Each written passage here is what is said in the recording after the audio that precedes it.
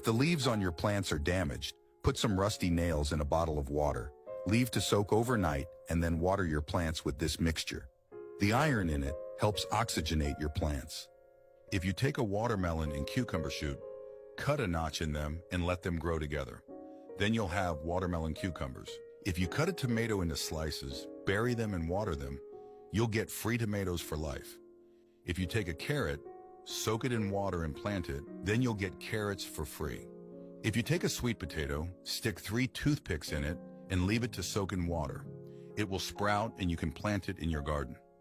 If you take cherry seeds, put them in an egg filled with soil and water them, then you'll have free cherries at home.